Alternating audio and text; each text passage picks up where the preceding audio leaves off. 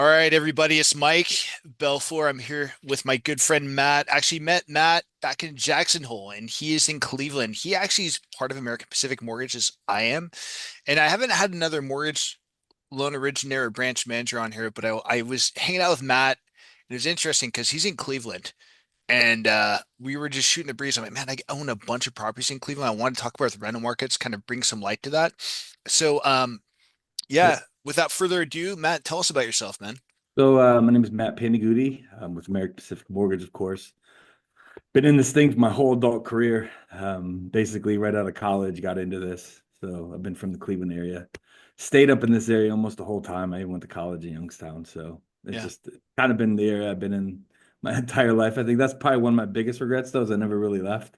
So it experienced a lot. I could have, because I played football in college, so I could have gone a lot of different places. But it's a great city. I know there's a lot of things people think about it, but I mean, I've been here forever. I kind of love it. So Yeah, I love Cleveland. I mean, I even love the teams from Cleveland. Believe it or not, I'm a huge Niners fan, as we I'm talked about to about, say right? that, right? I know we're playing you guys in the regular season in Cleveland again this year. We did that just 2 years ago. I Yeah, might get out there for that if Jacqueline, my wife, who you that'd met, be if cool. she lets me, dude, I want to get out there. We got to hit the That'd be game. cool. Yeah, Um, I grew up loving the Indians and now the Guardians because of the movie Major League. I'm from that yeah. generation as you are, right? So like yeah, I'm a Giants fan, but it's like, oh, who doesn't like, Vaughn, like in Wild Thing, right? So I mean, it was a Yep. whole thing, dude. Uh, So it's funny. But yeah, you play ball. What position did you play again, bro? I played off as a tackle, Okay. Youngstown State. Back when, if you're a college football fan, when Coach Tressel was the coach at Youngstown, and then he Yeah. ended up becoming the Ohio State coach and won the championship. Yeah. That's So awesome. that was a great time. That's It was fun awesome, man. to be alive back then. All right. So I guess for context, kind of in the Cleveland market, Yep. what sort of clientele are you seeing a lot of? What parts of Cleveland? What are you seeing the most activity in, man? What are you seeing out there, bro? The most activity is first-time home buyers and investors. It's a hot market here for investors, of Yeah. course, because of the rent rolls and all that stuff and the cash flow potential out here. So a lot of both of those, first-time home buyers, DPAs, and. Do you guys have a lot of DPAs out there? Because I didn't know that, but you guys have a lot of down payment assistance type programs that are available in that market then? Yeah, so like the cities have them, the Okay. counties have them, Okay. the city has one. OFA one just made a bunch of changes. They reduced the amount they'll give you. It used to be five, now it's 3.5, or Yeah. three if it's conventional. Okay. So they reduced the amount, but they actually drastically reduced the rates. So they made some movement there. But then you have all these city and county ones that are there to help too. So yeah, there's a ton of them. No, so the question I have too, Ben, is I know that we had like I hear about the Cleveland Clinic and things like that that drive economy. What sort of whether in Bay Area there's tech, you do get Yeah. some tech in Southern California and things of that sort as well. You do have, of course, medical first responders, what have you, really anywhere in the country. But what are you seeing the majority of your economics? Where are they being driven by? Like, what are you seeing the Yeah, most? it's really the medical. Medical's huge up here. Okay, You have two big, large conglomerate hospitals with the Cleveland Clinic and University Hospitals out here. So, yeah. especially the Cleveland Clinic, they're huge. So that's I would say that's the big driver. And then you have some smaller corporations that are still large corporations that have some of their headquarters, like Sherman-Williams got their headquarters up here now. Wow. Uh, you have a couple, companies like that are bringing economics in, but a majority of it's medical. Are you seeing a lot of growth? Because I know we saw something in I think it was Columbus, right? Where like they approved this little comp plan or something to take place in Columbus, and then Yeah. you're seeing a lot of tech moving into that part of Ohio. Are you seeing a lot of that up where you are? Because you would think you would, because there's actually a Federal Reserve Bank in Cleveland. That's one of Yeah. them, right? So are you seeing other companies moving there, other tech? I mean, what's the migration pattern that you're seeing where you are? So far, I don't see many tech companies, but that Columbus one was huge. That market is still hot too Yeah, because of that. So yeah, uh, most of our stuff, like I said, is more of like Sherman Williams. Really, Sherman Williams and medical really has brought people here. yeah. It's small growth. I wouldn't say anything near what Columbus was. Columbus is That's currently. insane. Yeah, I was watching those numbers. It was insane. And I look at these Redfin reports. I was sharing them on like social media and stuff and talking about how yeah, Columbus, but also Cleveland is still, I mean, we're seeing a lot of properties come down in value throughout most of the country, Yeah. but Cleveland still appreciates and they're estimating a 10 to 11% appreciation year over year in your market, right? So Yeah. I guess what's changing the most over the or what had changed in the last 12 months, and what do you see as changing in the next 12 months for your market? So of course you're right. Like investors are huge in our area, still are. Even out of country investors. We got a lot of Wow. those. People, from other countries like, Israel and Canada are huge out Yeah. here. A lot of investors coming in from out of country. And then of course out of state. Seems to be a ton of California people buying houses here. Yeah. We've done a bunch. I I can't bought even. nine. Yeah, Right. So yeah. too. Yeah, so that's really what we're seeing a lot of out here. It's starting to soften a little bit, of course. Yeah. But there's going to be some new markets popping up. I know that, but I don't think it'll stay as hot as it is. I know because we're at the top of that list. But we will flatten out, but I don't think we'll dip. But it seems to be at least slightly less seller market, but it's Yeah. still a selling. Are you Um, seeing are you seeing a lot of like the stuff that we see online, like a lot of people hating on Cleveland, right? You know that, like they call it the second Detroit. There's a little music video made like 15 years ago. oh I mean, yeah. is that still a thing out there? Like, I mean, you guys are turning around. It seems like it's shifted a lot, right, in the last couple of years. Yeah, they've done some really good stuff to build up because that's the thing. People think that we're like a boarded up city like Detroit, and they've done a lot of movement where, properties have been cleaned up. Values are a lot higher. Like you used to be able to pick up a block for $10,000. Wow. And now, you're looking at houses are going for 50, 60 to 120, depending on where you're at in Cleveland. Yeah. So they're doing a pretty good job of putting some new stuff in, gentrifying some cities outside. Yeah. I mean, the Tremont blew up. I mean, I remember me and my business partner Todd were going to buy a house out there, and this is probably 2013 for like $5,000. Wow. That house today is worth $420,000. What? Yeah, because it's crazy out there. Because someone took it, renovated it. It's real modern now. So they did a really good job on the house. Yeah. But I mean, you think about it all these years later, just how crazy that market is. Now, if you want to buy a house in Tremont, you're looking at probably like 300,000. Wow, it's So crazy. I mean, I picked up a two unit 2.5 years ago in Cleveland. And it was a two unit I picked up for 50K, did about 15K in renovation to it. And we just had it appraised at 145,000. crazy, yeah, It's right? like 2 years. So that's where Wow. you wonder that sort of appreciation, hyper appreciation. I've written blog posts and articles on this. We have hyper appreciation usually slows down. It could cause depreciation. Do you think that market would come down in value, or is there still a strong demand for housing? Like you There's still a see that strong, still, yeah. yeah, so it won't crash, right? Not like, I mean, we're seeing 5-10% corrections throughout California, but Cleveland seems, I mean, since it's so affordable, it probably wouldn't, right? Yeah, correct. Because it's nothing where people are going to back off. You're correct. Yeah. Yeah. And Okay. it's still, I think it'll flatten a little bit. I think over the next 12 months it'll level off and it won't collapse, but it will flatten. It seems to be our area doesn't get the huge appreciations that other cities and states Yeah. do. But we don't also have the huge collapses. Our Right. collapse wasn't as large as other states and cities in 2008. You know Yeah. what I mean? So Yeah. And that was a big one for, I mean, I remember Detroit. I mean, if you're yeah. like a citizen of Michigan or you had a Michigan driver's license, you could buy like an entire block for like a penny or something insane.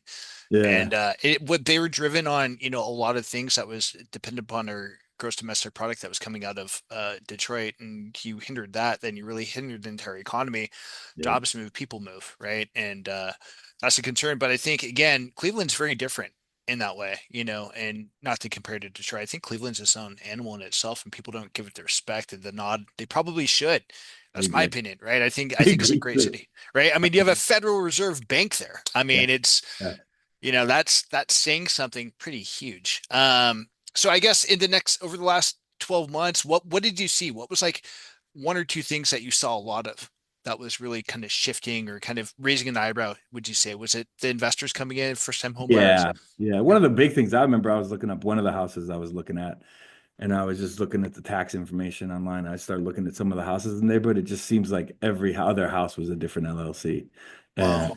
neighborhood and all the other neighborhoods or all the other Interesting. blocks around it. So it seems like, yeah, there's a lot of investors in our area, but Yeah. then you also have a lot of people, there's still bidding wars. So as of yesterday, there was a bidding war. So we had Wow. some offer, they offered 10, 20,000 over asking Okay. and still lost. So Really? Was that in Yeah. Cleveland proper, or was that That was in like one of the suburbs of it. okay? Yeah, not Cleveland proper. Yeah, you're correct. Yep. So the Uh, Cleveland market, you cover the entire Cleveland market, right? And I cannot say the county, and I probably should. Cuyahoga County. Yeah, we Yeah, there cover you go. basically all the northwest and northeast Ohio. So we cover Okay. like 10 counties around here. We actually do a lot of business in Sandusky as well. Oh, Uh, nice. Okay. Yeah. so that's more west, and then we cover most of that northeast, northwest Ohio stuff. Now, are you still seeing a lot of things shift in Cleveland, like the Harbor District, stuff like that? Are you starting to see those becoming better, more favorable, kind of keen areas? Because we're seeing a Yeah, lot of investors move there, but are they being gentrified like you're seeing in other areas where it's kind of pushing out kind of the not so great and making it into kind of a cleaner, safer neighborhood as well? yeah, Or yeah. You're seeing a lot of that. So you're seeing areas like the Shoreway over there by Detroit, Clark Fulton areas. You're seeing some of that. The old Brooklyn area is starting to pump up. And then, of course, Brook Park now is getting the stadium for what it looks like. wow, And that'll all blow up because they're going to put, that they're going to gentrify Brooklyn or I'm sorry, Brook Park pretty hard because they're going to put hotels and put high-end restaurants. They're going to yeah, put stadium, of course. It's going to be a dome stadium. So there's a wow. lot of things changing over there. If that does happen, I mean, they got to prove for it. So let's see Well, that's if what Cleveland. happened with San Francisco, right? Back in the day, south of Market, where they put AT&T Park, which is now Oracle, or the Yeah, Chase Center, which is where the Warriors play. That area was not so great. In fact, there was a freeway that ran through that collapsed during the 1989 earthquake. And now it's just all those houses and those condos, those lofts, they go for a pretty penny. I mean, it's a very desirable area, right? So, yeah, yeah. As soon as they put yeah, that stadium in, right? yeah, yeah. Everybody's in. Yeah, gets It used goes to be up. the other way around. You never wanted to live by the stadium, right? Like the stadium was like the hood. You never went there. That was Yeah, the place you yeah, stayed away from, right? Like, yeah, yeah, you were yeah. seeing movie Judgment Night with Emilio Yeah. Estevez. um, I remember that's we went to the Buffalo Bills stadium. That was the first time I ever seen a stadium in a neighborhood. It totally freaked me out. I was like, this doesn't make any sense. You're like in a suburb, yeah, boom, stadium. I was like, this is wild. it's like Green Bay. Green Bay's Yeah, a Green Bay's the same Green way Bay's too. such a trip. Yeah. I agree. Um, yeah, man. So I mean, I guess the rental investment scene, I mean, can you tell me what's going on with this lead cert thing, rental registration? Can you kind of maybe go over, what you're seeing as far as cash flows? Are you still seeing that tighter? I guess Yeah, give me a few minutes to just kind of unpack what you're seeing in your rental yeah, market of right now. course you have that lead thing coming up, so now or happening. I mean, you have to do that on every property now. Yeah. Also doing an outside. They're not doing a full inspection on the inside and before you can sell a point of sale inspection. It's more of an exterior Right. point of sale inspection that's brand new. So that's nothing crazy. We haven't seen any trip ups from any of that stuff yet. Okay. So it really hasn't been on the radar of like, all right, this is an issue or not, because nothing's really stopped any of our purchases with that. Yeah. There's just so many people popping up though that do now all those testings, and Yeah. Yeah, so it's like the just inside. I have like, with my rental properties, I have to like file it with the city because they want you to register it with the city. And then yeah, you have to complete that. Then you have to do lead testing and basically have a whole like inspection done and testing the windows and the entire property, which makes sense. You want the safety of your tenants. I'm not yeah, saying that, I think it's a good thing actually. yeah, it But it really is. it, it could be kind of haywire because then you're like, oh man, you had no idea. A lot of these properties are from the 1920s and 30s, right? Yeah, So, I mean, that said, are you still seeing kind of the cash flow yeah, that cash you're flow is seeing? pretty good. I mean, I wouldn't say as big as it was because of course you can't buy them for 40,000 anymore. Right. But the rents are going up too. So, with Yeah. Section 8, they've increased recently. Yeah. So you're not seeing $800-900 usually a month on the houses you buy now, but you're still seeing pretty good cash flow, and that's why investors are running to the city because how cheap you can get the properties and how high you can rent them for. Are there any neighborhoods that you'd say are on the rise or quietly gentrifying or continuing to appreciate more so than others that people Yeah, are I would kind of say that Detroit Shoreway, that Clark Fulton area, and then of course, I mean Brook Park is pretty expensive, so you probably not unless you're looking to buy $200,000 house, but those values are going to go up pretty heavy. okay. But those Detroit Shoreway, Brooklyn, Clark Fulton, you could still get houses for either under 100 or Wow. right around 100 area. Yeah, And it's a decent part of town, pretty safe and so forth for the most part, you'd say? yeah, Okay. yeah. What about, would you say like Bedford or Garfield Heights, any of those areas? Do you know those Bedford, areas? Garfield Heights are great, but they have those. So Garfield Heights has that point of sale inspection that sometimes can be pretty difficult. Yeah. I know I did some properties out there before, Okay. but you're still getting good rents out there, Okay. and you can still get some good properties out that way too. Okay. Okay. Those point of sale inspections just sometimes, as you know, they become a little bit difficult because they want you to fix everything. You don't like fix. Yeah. Yeah, we do sidewalk. that in Oakland. They have something called East Bay Mud, and it's like the Yeah, sewer lateral has to be done, and all sorts of things like that. And it costs quite a bit. And then it's usually between the seller and buyer. Who's going to pay for this? It's $8,000 right out here. yeah, And so right. like they just go back and forth and they debate it, and like yeah, it's I will say our underwriters at American Pacific Mortgage have been great in helping that Yeah. be something that'll work. Hey, maybe post transaction, but we have to hold the money out in escrow, right? Holdback is what we call those things. So kind of cool. So. I guess the other question I have is, kind of what sort of financing is working best for you right now? Like, what are you seeing most folks? You said down payment assistance, but are you doing a lot of like the non-QM stuff, what we call debt service ratio loans, where you basically qualify a loan based off of the rental income? Are you seeing a lot of those in your market, or kind of what's your go-to, I guess? We do a lot of those. Really? We do a lot of those in house. Um, that's pretty much the go-to. Okay. And then we do a little bit of fix and flip through some of our wholesale partners. So Okay. we've been doing probably about maybe 4 or 5 fix and flips a month, but we do a lot of Wow. DSC. Yeah. Yeah, I mean, how would you say how many are those for out of area investors using the DSCR loans? Again, if you don't know, guys, those listening, DSCR loans are a loan where you would basically qualify based off of your credit, and not your income. We're not going to look at that, but you look at your assets, look at the down payment, making sure you have reserves, whether you're a seasoned investor, meaning you already have investment properties or not. You're putting a 20% down or more, depending on the property. And you're qualifying based off the income of the property itself, which makes it really great for a lot of folks.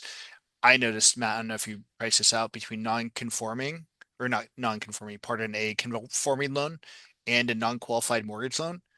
Non-qualified mortgage loans like the DSCR program, actually, if it's that program, actually prices better in some cases than like your standard conventional Fannie Mae, Freddie Mac loan, which is interesting. Yep. Um, Yep. but That is yeah, exactly. Yeah.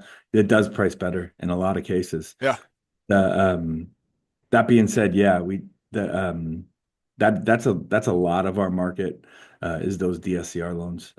So we've been really focused on getting that out there and letting people know that because it's a lot of out of state investors. I would it is. say, Okay. yeah. So I would say we've had a couple single investors that have bought a lot. Yeah. You know what I mean? We got one guy that has 10 right now going. So so we have two closed with him, and then he has four more now, and then he's got two other ones he's looking. So what is that? Yeah, that's 10. So 10 Wow. of them going with us. And he's a California investor. And then we have this lady that's in Canada that's done a bunch with us. So Wow. there is a lot of people. And then we have the one or twoers that'll come through and do one or two from out of state. We've got a guy that in Idaho that bought a bunch out Wow. this way. So we've helped him get a bunch of properties out this way. We have, some avenues to help him out and, get him those loans.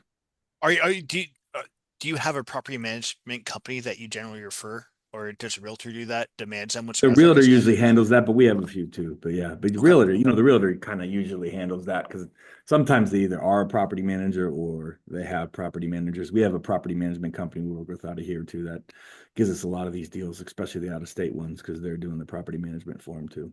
So when you get introduced, what's the first question they usually ask about the Cleveland market and purchasing your property? What's that kind of like go-to question? I know they tend to always ask the same things. I know we say like, but people always tend to ask the same things, right? So what is that Yeah, for you, man? kind of like the area where because as you know, with California, one street can be the great area, easy to get tenants. 2 streets over, nightmare. Yeah, And so it's always about like what areas are the best right. for the rent. And then of course it's program, what's the terms, that type of stuff. Yeah. Yeah. Well, it's always that, right? Because you're always concerned. Because when I lived in San Francisco, when I was actually in the city, and I was fairly close to the ballpark we mentioned, I lived in an area that was a little bit less expensive, but still somewhat nice, right? But if you cross the street and went a block over, it's Yep. like you got to kind of watch your six the entire time, right? You're always watching your back, and Yep. it was like, oh man, dude, am I gonna get shanked tonight? Yeah. But That's how but Cleveland is. Cleveland's like 2 streets one way. You're in an area they call East Cleveland, which they're really they're starting to look to invest in that area. yeah, But that has been our like our bad area for Cleveland. that's been like Hunters Point in the Wow. Bay Area, right? Hunters Yeah. Point, which is where Yeah. Candlestick Park was for years. That whole area is like pretty rough, and I know, but it can be gentrified because there's another issue in San Francisco called the Mission that was like that. But I keep hearing about East Cleveland as well. And Yeah. when I was buying out, I'm like, that's always the question: is it in East Cleveland? I'm like, Yeah, no, that's really it. That's really all I want is not to be in East it. Cleveland. Why? Because like I mean, also you're also looking at values of property. You might get a property for 30, 40,000. It's going to need a lot of rehab, but then you also get someone who's going to rent out that property. How's that going to be as a tenant? What does the rents look Yeah. like? Would also be in an area where there could be crossfire from other stuff going around that property, right? I Yep. mean, and it's, that's what you deal with, kind of inner city. And it's funny, but a lot of folks tend to forget about inner city stuff because so much I think of the larger cities have been gentrified. But if you go back to our generation, Matt, inner city was a very real thing, and Yeah. yeah, it's still looming, right? Yeah. So, any weirder creative scenarios that you've been at luck to create lately, or anything kind of that you want to share out there? We're real big on the credit repair stuff. Okay, So we there's a guy that works with us, and he's one of the branch managers for us, and he does an amazing job with credit repair stuff and always kind of has. okay, So we do a lot of fixing of credits. nice. Cool scenario recently is we had a veteran. They were with a different lender, big name lender everybody knows of. And they waited too long to do the hard pull. And when they Mm. did the hard pull, a collection popped up and it drastically changed their score. Oh, Took them way down, and we were able to actually within, realtor gave me a call because she was the selling agent yep. and gave it to us because she just knew we had the ability to do that stuff. So we were able to get that borrower's credit score up about 75 points in like 7 to 10, I think like 10 days. Bro, Yeah, it was that's a crazy. win. That's It was awesome. good. It was win. And then we were able That's to get so it rad. done. Yeah, so that was pretty cool. And that was like a couple weeks ago. So it's pretty cool to remember that. All right, I like these questions, so I'm asking another one. But what's a one thing that people totally get wrong about the Cleveland market? Is it that video I talked about? And I could share that later, maybe. But that Yeah, video where for it's like, sure. dude, like Cleveland is not Detroit, right? Like, Yeah. but whatever it was. But I mean, what's one thing that you think people get wrong about that Cleveland market? So Cleveland has great pockets and great areas. We have great restaurants. We have great, especially have them with Cleveland Clinic being here. Yeah, You have some great areas and great pockets that people just don't know about, and they assume that altogether Cleveland's the worst area. So they think Cleveland's all East Cleveland, yeah, or you know what I mean. So, and they're actually doing a pretty good job cleaning up East Cleveland and putting some stuff out there too. So, yeah. but that's where they really miss the ball is they don't realize Cleveland has some really great areas. Like they're doing some great job out in that Tremont area, putting in high-rise condos, nice new homes, modern, Yeah, modern brownstones. Like there's some really good areas popping up. right. And if you own any of those homes around there, if you are you have purchased one of those homes or looking to purchase one of those homes, as they build around you, those values go through the roof. I mean, through the roof. Like they Wow. put brand new condos across the street from this home that was dilapidated because one of the loan officers that works for us, he lives in one of those condos. And the house literally was about to fall down and still sold for like $150,000. No way. Tear down because of where it's at. That Yeah, land is worth it now. yeah. That's You that's out incredible. there, there's all these nice houses around it. You can put a really nice house on that land. Wow. I guess what's then the craziest you or I mean, weirdest neighborhood transformation you've seen lately? Sounds Well, like one there, but do you have another one by chance? well, yeah, Tremont is definitely one of the ones that Tremont and Ohio City have drastically changed. Yeah. But Brook Park's the one, man. I think that's going to go crazy. If I had a Really? house in Brook Park right now, I'd be super pumped. Hmm. Um, what they're putting in there and what they're going to do to that city with the Brown Stadium and the hotels and the restaurants they're going to put in, Yeah. those houses are going to go up in value drastically. Because Sick. they're not just putting a stadium in because that's not the plan. They're putting like a concert venue, Yeah. restaurants, hotels, condos, Yeah. townhouse. So they're looking to do like this whole build out. And so that's going to really help out those residents in Brook Park and their house values. It's rad, kind of like what they did with LA Live in Los Angeles, right? I mean, they built Yeah. so much around that stadium and arena that there's so much there. Were you there at the symposium like 7 years ago when we did it there in LA? No, No, yeah, it was pretty cool. But wow, it was yeah. incredible to see what they've done to that area. So That's I what a lot guess of these stadiums are now. They're not doing stadiums anymore. They're doing like whole city build outs. Like that's real estate's 100%. like the new thing. Yeah. It's like the Mavericks. That's why he said he sold to those people is because he's not good at real estate. And now if you want a new stadium, it's not just getting a stadium, it's literally building out everything. Yeah, I mean, you saw that. I mean, even San Diego, where Petco Park is, that entire area Yeah. around the gas lamp, they built it all around. There's condos where you could actually look down into the ballpark itself, which makes it great for postseason. Now that San Diego's are good again, but Yeah. they'll lose all their fan base again. But anyway, but Yeah, bandwagon fans. They always will. Those guys rather be at the beach. That's why the I Chargers agree. left. I agree. But anyway, I'm kidding. But kind of. But I guess Kind what's of. I guess, man. So I mean, if someone's looking to invest in Cleveland this year, and I'm definitely gonna make sure we have your information. And For you know, sure. I've invested in Cleveland. I love that city. What would be your one piece of advice, man? To make sure that you get with a good agent or a good lender that can help direct you into the right areas so that you are buying in the right areas that are growing. And Yeah, instead of getting into some of the areas that you may not be able to rent those properties or you may not be able to get those properties filled that, and you won't get any equity growth. So that's the main thing because there are pockets and there's really good pockets that yeah. still have some good properties that you can get and make some good rent. That's awesome. Yeah, it's important, I think, really to make sure you know the property, especially for out of state.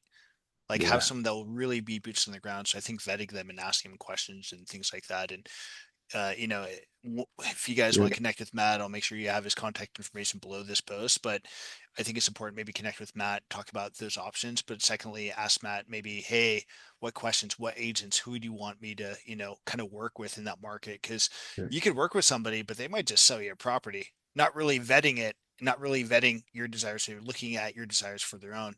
Right. Yep. Or rather than looking at their own. So I think that's huge. And that was the It biggest is huge. concern I had, which is why I waited.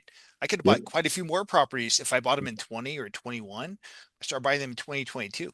And yeah, I look back in retrospect, I'm like, I should have just trusted this agent that was referred to me by another loan officer, branch manager, of course, in our company as well, that, Yep. bought a bunch. And he's like, yeah, you should do this. I'm like, trust him, trust him, trust him. It's Julius. Yep. And I just wasn't sure because it was out of state. Matt, I didn't know you yet, but I would have called you Yeah. up like, bro, what do you think? Yeah. So It's crazy because even when I was younger, the first houses, this is way, way back in the day, but the first houses we were flipping, I'm from the area and I didn't know about all the rules and yeah. regulations of like, the cities that have these point of sale inspections. And I would have never have bought in that area if I'd have known that in some of Yeah. these houses. So, Yeah, yeah. and it's important to stay up on it and make sure that you have someone that will continue to brief you, continue to manage it, continue to let you know what's going on. But something breaks, right? Matt and I were talking about this offline, with one of my properties and just difficulty with the tenant and certain things with Section 8. These things come into light. So having someone that's really an advocate on your side, that's really Yep. what you need, both as a lender as well as an agent and property manager. It's huge and a good inspector because Yeah. a lot of those properties are older, right? Yeah, for Um, sure. Matt, I appreciate you, brother. Are you on social? What's the best way to people get a hold of you? Of course, I'm gonna post your signature below this, but yeah, Yeah. I'm on Facebook. I'm on Instagram. okay, So yeah, just or you can reach out to my phone number. okay, I'm sure you're gonna post that information in my email. That's yeah, man. always the way. I'm old school, so phone number is the best way to get a hold Yeah. of me. I'm I'm really old school a too. I want to go phone back to guy. flip phones and pagers, bro. I mean, I'm tired of social media. But you can hit me on all those different things, of course. But I mean, if you're like me and you just like to talk, just give me a call. Awesome, man. I appreciate you. Thank you so much for taking the time, Matt. I really appreciate you, brother, and looking forward to seeing you soon, man. Thanks, brother. I appreciate it. All right.